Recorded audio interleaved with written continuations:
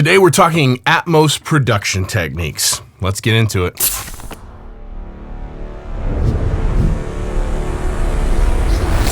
Hey everyone, I'm Cole Caparoon. Thank you so much for stopping by for another video. You guys have asked for this repeatedly, so today I'm going to discuss different ideas, philosophies behind producing music for Atmos. Once we've laid that groundwork, then I'm going to tell you how I prefer to produce music for Atmos and all of the tricks and techniques that I use when I know a song is going for Atmos. So there seems to be like two schools of thought when it comes to producing for Atmos. One is produce the music like you're inside the room with the band or with the musicians. And second, to just make sure that there's enough additional layers, enough instrumentation going on that you can spread stuff around and not have like holes anywhere in the 360-degree spectrum. So let's start with technique number one, producing music so that way it feels like you're in the room with the band or with the musicians usually revolves around some sort of microphone array, so that way, you know, there's a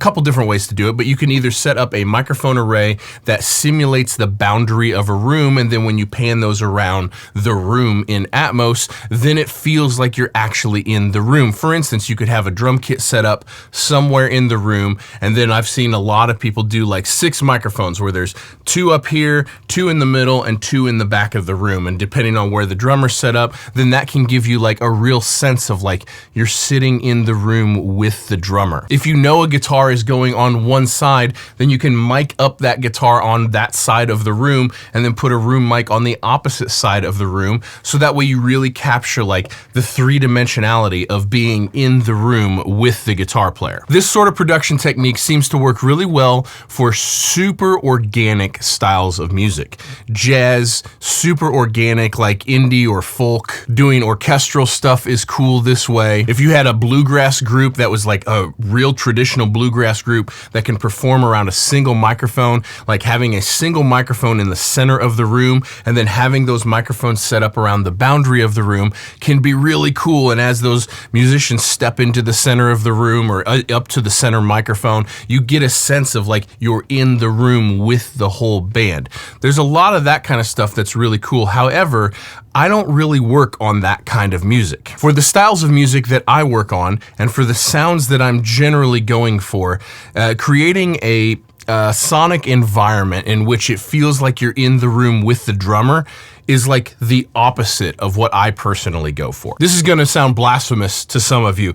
I don't really like the sound of real drums in the room. Now, I use room microphones, multiple pairs of them, for every drum sound that I ever work on. However, the room sound is to augment the actual sound of the drums, not to give the impression like you're in the room with the drums. It's just to add size. And so while I don't want to get too into the mixing side of things, because I'm gonna do a whole nother video on Atmos mixing techniques, usually when I'm producing for Atmos, I do have in mind what I want the finished panning situation to feel like. And so for me personally, I do drums exactly the same as I do drums for stereo. And in just about all cases, I mix them like I do in stereo. It's all through a stereo drum bus. All the drum tracks, yes, even the room microphones stay in the left and right speakers because that's how drums sound best to me. Now, what I will do is extra layers of percussion. Maybe there's cymbal swells in an additional layer.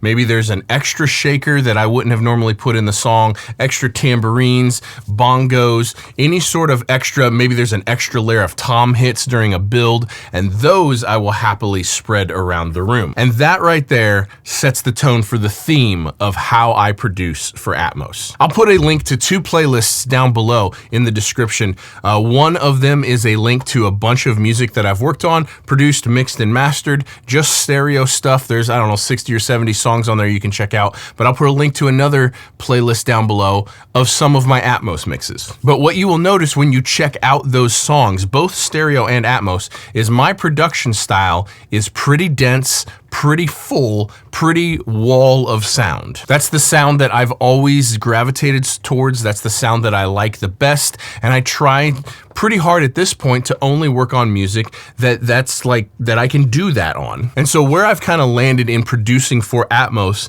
is simply more layers. However much you would do in stereo, do more. Now, this has kind of suited me anyway, because I am almost never doing like a drummer, a bassist, a single vocal, and like 2 guitars panned left and right. Like, I will always, in almost every song ever, I would do more than that anyway. But let me give you some examples of what I would add in order to fill the space in Atmos and make everything sound big and full. Well, let's start tracking first. First of all, when I'm tracking for stereo, I'm usually sculpting tones during the tracking process so they fit together coming out of 2 speakers. Now, what this often will mean is maybe if I got acoustic guitar with electric guitar going at the same time, I will purposely track the acoustic guitar sounding a little scooped, and I will purposely track the electric guitar sounding a little bit mid-range forward, so that way when they come together in a stereo mix, they like fit, and I have to do less work in the mixing process to get them to fit together. The very first thing that I had to get over is that right there. Stop doing that. I track everything like it is a very full frequency spectrum instrument. When I'm tracking acoustic guitar, I want it to be 100 hertz to 16K or however high up that particular acoustic goes. When I'm tracking electric guitar, I want it to be very broad and even sounding, no spiky, pokey mid-range things or upper mid-range things. I want it to be very broad from, about 100 hertz to about 7 or 8K where electric guitar lives. When I'm tracking bass guitar, sometimes I would track a bass guitar with a lot of mid-range push and a lot of grind in it. And in Atmos, when I'm tracking specifically for Atmos, I do less of that. And the reason is because when you spread stuff around the room, this is one of the biggest reasons, in my opinion, why a lot of people don't like Atmos mixes, is because a lot of people mixing Atmos stems, they're just taking the stereo tracks and panning them around the room. Well, all that work that you've done to make sure that electric guitar is nice and mid-rangey to punch through the mix, well, now when you put it over here, it's not fighting with anything. And so then now that electric guitar sounds honky and nasally. And I think what a lot of Atmos mixers are not doing is not spending enough time and not doing enough work to even that stuff out, to make it sound good on its own, because you're almost mixing, when you mix in Atmos, you're almost mixing like everything is in solo. Now, not quite, you do still have to fit stuff together, but it's much more like that. Like mixing in stereo, I would never solo anything because it doesn't matter what it sounds like on its own. It only matters what it sounds like next to everything else. In Atmos, it's almost the opposite, in my opinion. Everything, every single element needs to sound good completely on its own, because it might be living in a physical location that it's completely on its own. And so that is one of the things, one of the big changes when it comes to tracking for Atmos is tracking stuff like it's going to live on its own and that it will sound good on its own. Now, this does mean that for the stereo mix, I do have to carve it up a little bit more to get it to fit together. So you got to find the balance there. I don't track everything like it will never sit next to anything, but I also don't track it like it has to be locked in with something else at all times. So I kind of split the difference there, so that way I can massage it a little bit and get the stereo mix to fit together, and then I can massage it a little bit and get it to sound really good completely on its own. So that mindset shift when it comes to creating tones and creating the vocal sound is a big deal. From there, it just becomes about layers. For like a decade and a half, I would, in most songs that I produce, as long as it was appropriate for the song, in the chorus, I'd have the lead vocal panned right up the center, and then I would have a double singing the exact same thing panned somewhere in the spectrum left to right. And I have these doubles come in only in the chorus, and this just bumps the vocal sound, makes it a little bit bigger, a little bit wider, a little bit more full in the chorus. And some songs, these doubles, the double and the triple, are just barely in there, like you can't even hear them. It's just a feel thing. And some of them, they're almost equal volume as the lead vocal, depends on the song. So now, instead of just doing a left and right, I just do more. Sometimes I do 4 of those. So that way I'll have 4 unisons. So that way I can have a left and a right double and another double that's just panned a little bit further back in the room. Or sometimes instead of a harmony just being a single harmony, I'll take a harmony and double the harmony. And I'm talking in the tracking phase, not with just duplicating the track. You have to do this while tracking. Make the singer sing it twice. And so then I can take those harmony doubles and pull them back. Or if there's going to be a high harmony and a low harmony, and I want to pull those back in the room and let the doubles stay up next to the lead vocal, then I want to track that high harmony and the low harmony, so that way sonically, texturally, they're a little bit more similar. Because in a stereo mix, you would want the high harmony to poke out up top, and you'd want the low harmony to like poke out the bottom.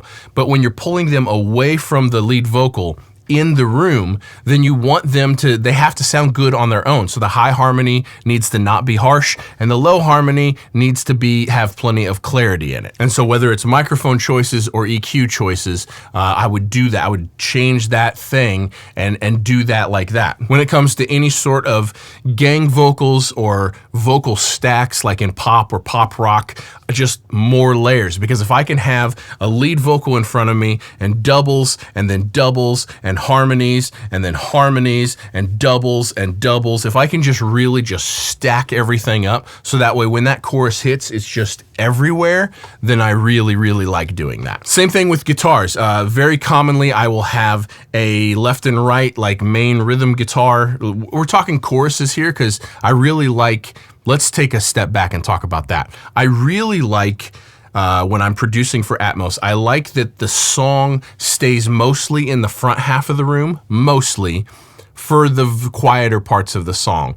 And then when the song explodes into the chorus, that's when I want the whole thing to just go poof, like all the way around you. It's not appropriate for every song, but if it is appropriate for the song, that is a thing that I try to do. And so in the chorus, say on guitars, I'll have a left and right rhythm guitar, and then instead of just having that left and right rhythm guitar, I might also have a left and right playing like single notes of the same chord progression, and then I may have some high jangly thing that gets panned like up in the ceiling somewhere. Just more layers. Same thing with orchestral parts. Most of the time I'm programming orchestral stuff. It's not very often I have access to a quartet or something where we're tracking real strings for a song that I'm working on. But when I'm programming, I will program it in sections. So I will program the basses as separate from the cellos, separate from violins, and maybe there's a violin 1 and a violin 2. Maybe there's a bass 1 and a bass 2. Maybe there's cello 1 and cello 2. And I'm talking sections of cello, not just single instruments. And I will program those all on separate instrument tracks so that way I can pan them around the room separately. Maybe the bass lives right in the front, and as the stuff gets higher, it gets panned around to the back. There's no right and wrong with this, but just separating stuff out as to where if I was producing only for stereo, I knew it was never going to go to Atmos, then I would just program it all on a single instrument track and it would just kind of live there most of the time, unless I was having a hard time getting like the basses to punch through the mix and I needed to do that on a separate track to really hype the top end and get them to punch. But most of the time I would do it on 1 or 2 instrument tracks, as to where now that just about every song I produce is going in Atmos, then I want to make sure that I can spread that all around the room and make it just huge and impressive sounding. In addition to that, I will often take a lot of like sustain strings, but then I'll layer it with staccato strings, and I will put those staccatos around the room as well, just to kind of punch the front, blend it in and just punch the front end of those string notes a little bit. So I really like doing that. The other thing that I do in stereo and have done forever is I'm always layering keys or pads or dirty synthesizers in with the music to just make everything bigger and thicker.